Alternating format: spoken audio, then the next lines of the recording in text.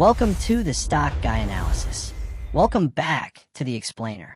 We're here to take all the sources you've sent our way, the articles, the on-chain data, all of it, and distill everything into pure, actionable insight. And today, we're jumping into a huge one. It's something that's defining the Ethereum market right now. Some are calling it the crypto treasury wars. That's a great name for it, because it really is a story of two completely different paths, a radical corporate divergence. You've got one major player cashing out, selling off massive chunks of ETH, basically signaling a retreat.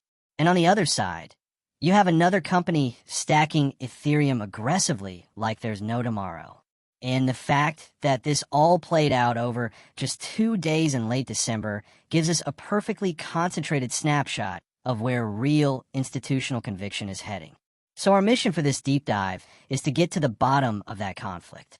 We need to understand why ETHZilla, once a celebrated crypto treasury, is suddenly selling off tens of millions of dollars worth of ETH.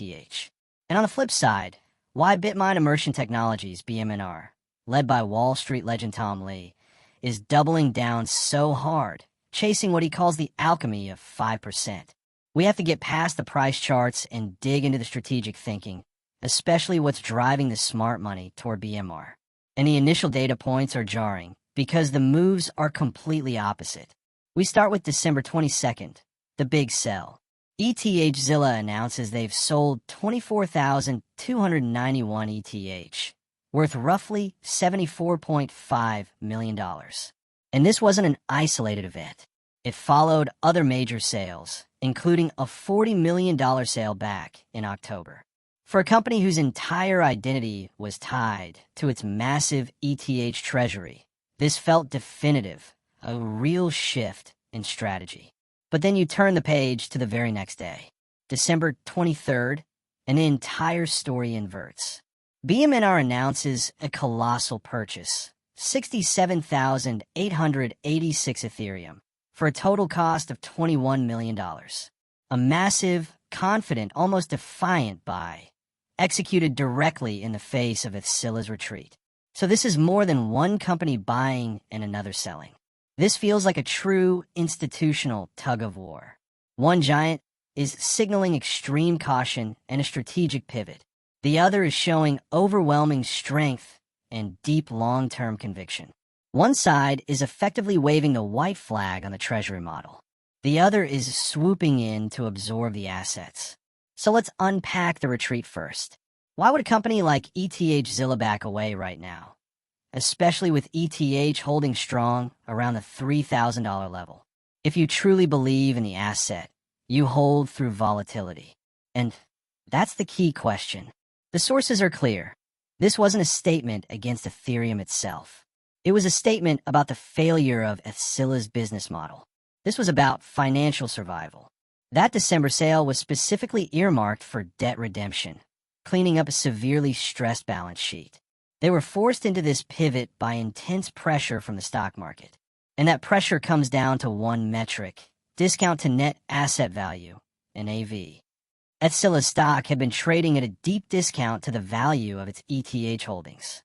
The market was essentially saying, we don't trust management with this ETH. We'd rather just buy Ethereum ourselves. That's a vote of no confidence. So management had to change the story, moving away from being a pure, volatile ETH holding company and toward generating predictable revenue, specifically through real-world asset tokenization. They weren't saying ETH was dead.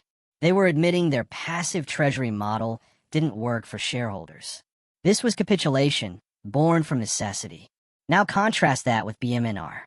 Relentless is the only word that fits. And remember who Tom Lee is: co-founder of Fundstrat, a highly respected Wall Street voice, and someone with a strong track record calling crypto cycles. BMNR hasn't just bought once. They've been accumulating for months, buying dips, buying rips, just buying. That recent $21 million purchase pushed them past a staggering milestone: 4 million ETH. They now control over 3.37% of Ethereum's entire supply, officially making them the world's largest corporate holder of ETH. That's a bullish beast. A fair question is whether that creates centralization risk. And yes, it's a valid concern. But BMNR is clearly betting that the benefits of engineered scarcity far outweigh that risk. And this is not a short-term trade.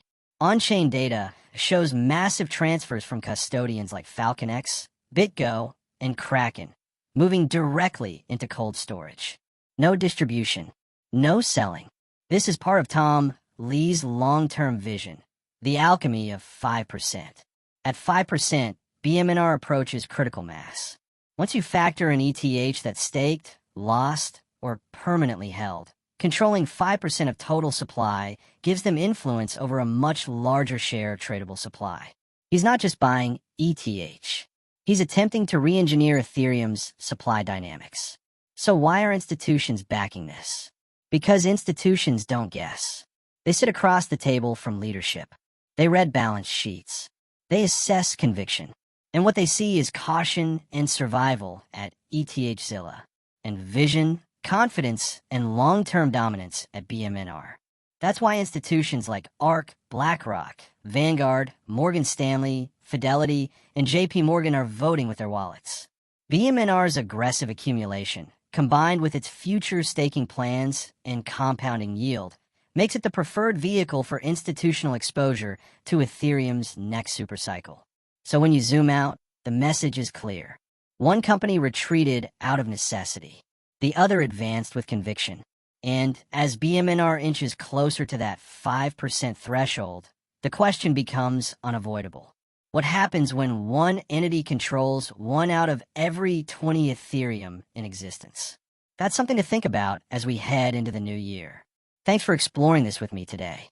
If you found this breakdown helpful, don't forget to like, subscribe, and turn on notifications so you never miss the next explainer. Thank you.